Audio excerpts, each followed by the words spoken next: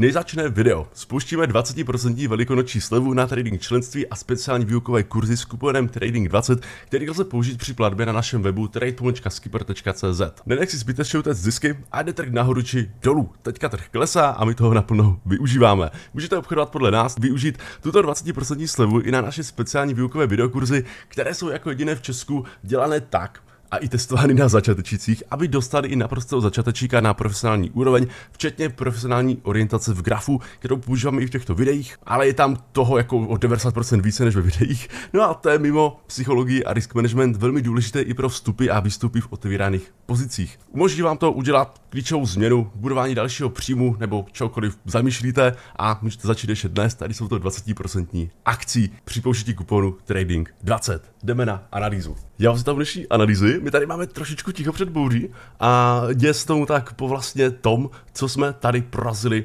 tento falling wedge pattern a událo se tady během nějakých 10 dní trvalo, co jsme tady jeli v tomto sideways range od nějakých 83 000 do 86 000 dolarů. To byl kráčočký range o pár tisících dolarech, kde jsme se drželi 10 dní. Jde strašně hezky vidět, jak tady jsme mezi EMA hodnotami a bylo to takový sideways range, kde ten trh byl nudnější. My jsme tady zároveň měli vlastně tady tento downtrend objemu, což znamená, že přichází za téměř chvilinku vždycky už na konci toho nějaká vysoce objemová svíčka nebo ve vyšších objemech, kdy můžeme očekávat nějaký breakout tady z tohoto. Si včera na Telegramu informovali ohledně tady tohoto ticho před bouří a o tom, že potřebuje porazit tady tento range, aby nastal rozstřel trhu, který se tady nyní udává. Takže my se podíváme na to, co nyní očekávat, protože trh je tady ve velmi zajímavé a důležité oblasti.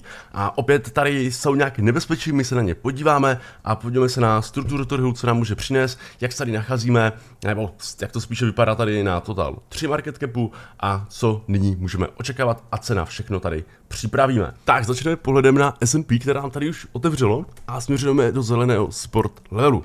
Tady je strašně důležité, aby ten sport byl podržen, protože kdyby byl potvrzen v resenci, tak pojedeme tady dolů, kde už testujeme úplně low levely a to by ani pro ten kryptotrh nebylo úplně pozitivní, protože ten kryptotrh kopíruje velmi hodně S&P 500 a pozor na to, že tu pod tím low máme další propast někam až prostě na 4670. Jo, takže na to pozor, to by byl zase sešup dolů. Tu je cílem pro bullish scénář z nějakého dlouhodobějšího úhlu pohledu se dostat na tuto rezistenci a i ty EMA hodnoty, protože vidíme, jak nás tady udržují dole už vlastně od únoru a 4hodinková nás udržuje dole pokaždé při jejím doteku je odmítnutí, teďka už denní EMA 200, takže to je důležité z nějakého dlouhodobějšího úhlu pohledu. Pozor jenom v rámci volatility, kdyby toto bylo poraženo a potvrzeno v rezistenci. Jo. Pokud by zase přišla nějaká negativita ohledně trade war, která nám teďka panuje ve světě, tak by to bylo špatné, protože by to zase o to rychleji ty trhy se střelilo dolů. Ten trh na ty negativní fundamenty, ať už to je cokoliv, teďka bude reagovat více negativně, více lehce negativně. Tak, Bitcoin tady jde do této červené rezistenční zóny. My jsme prorazili ty EMA hodnoty, což je super, protože nás tady odmítala 4hodinové EMA 200, pak ta rezistenční stěna a potom vlastně i tady ta denní EMA 200. Jo. Teďka EMA hodnoty máme pod sebou, takže tady půl bídy, ale jdeme do této červené rezistenční zóny, kde byly poslední odmítnutí a zároveň to je hlavní support level, ne, že hlavní, pardon, tento je takový hlavní, bývalý support level, tu jsou všechny ty odrazy, k tomu se dostaneme za chvilinku, ale tady tento support level byl posledním support levelem tady této fáze trhu, za které jsme se vylili dolů. A my víme jednu věc, jo, Bitcoin bude na bullish straně teprve tehdy za mě, až dokážeme prorazit oblast 100 000, kterou jsem teďka načrtnul, a dokážeme ji potvrdit v support. Je to důležité kvůli tomu, že vlastně my vidíme, že po průrazu 100K jdeme vždycky nějaké ty all time high, máme tam opravdu ten bullish převrat. My když se podíváme na strukturu v této červené rezistenční zóně, tak opravdu pozor na to, jak tady bude ta struktura vypadat, protože už tady vidíme nějaké odmítání a pokud ta struktura bude slabá v té červené rezistenční zóně, jako třeba tady, jako třeba tady, jako třeba tady, kdy ty svíčky jsou opravdu bearish, jsou tu stažené knoty a podobně, tak prostě tam nebude ta síla na to, abychom to prorazili a potvrdili v support. Jo? Bude tu další odmítnutí dolů a budeme hrát o tento support level, který prostě nás drží od toho, aby nás neposlal tady dolů na nějakých 78 000. Teďka vlastně je alfa omega všeho podržet tady tuto oblast 83 000 a je to kvůli tomu, že my tady máme 4hodinovou EMU 200, denní EMU 200 a máme tady i support level, který jsme si tu vytvořili. Máme tady hlavně i potom sport stěnu dlouhodobého uptrendu, který jsme tady porazili, ale informovali jsme si prostě o tom, že tady máme pořád nějaký sport, takže je tu možnost to, že pokud se tady odrazíme a navrátíme na to, že to obnovíme, ale opět, jo, jako po druhé to porazit už by nebylo vůbec dobré. Jako jednou půl bídy, OK? To tomu trhu možná promidem, ale po druhé už jako pozor na to. Takže tady se schází několik těch sportů a kdybychom to nepodřeli, tak prostě fičíme dolů za mě až na nějakých tady 78 000, protože tady máme jednak nějaký sport, máme tady tu bývalou stěnu, toho falling wedge. Prostě pokud bychom tady měli opravdu v rezistenční zóně silné bullish objemy, na 4hodinovém grafu alespoň silnou strukturu těch svíček na 4 hodinkách, tak můžeme říct ano, my to prorazíme a budeme pokračovat nahoru, pokud tam i ty objemy udržíme.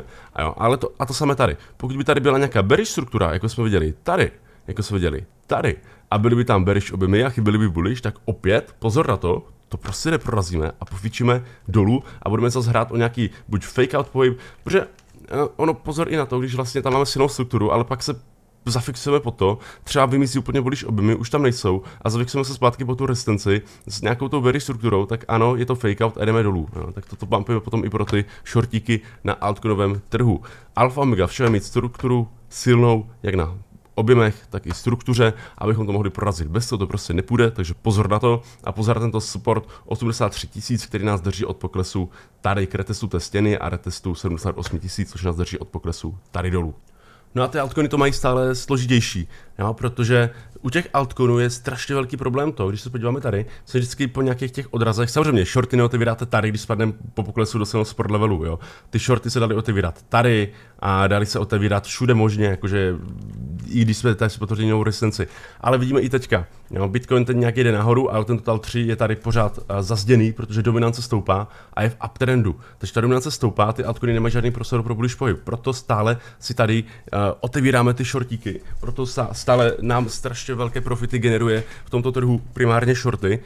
U závěru z posledních, já nevím, jestli 30-40 signálů se nepovedly 3, které i tak byly uzavřené okolo maximálně 3-4-5% čistého trhu vůči těmto krásným profitům, co vidíte. Což pokud chcete vědět, jaké altcoiny chci obchodovat, což aktuálně budeme mít 20% slevu na trading podle nás. Každopádně, pokud bych chtěl někdo zdarma sledovat, jaké coiny budu chtít obchodovat, analýzy trhu každý den, můžete se připojit zdarma do naší největší české trading skupiny na Telegramu. Odkaz máte z popisku videa a v čtvrtém komentáři. No a teďka na VIP členství a kurzy se dává 20% sleva, kdy stačí zadat při platbě na webu kupon trading20 a budete mít 20% slevu na všechny členství a kurzy mimo měsíční členství. Budete obchodovat podle nás, takže je možnost profitovat s námi a trh roste nebo klesá. Budete mít 11 výukových videí, kde obsadují správné strategie, risk management, průvod začátky, nastavení správné psychologie, průvod tradingem, seznamení s našimi strategiemi, no a potom samozřejmě signály k obchodování podle nás. Samozřejmě je 20% sleva i na profesionální videokurzy,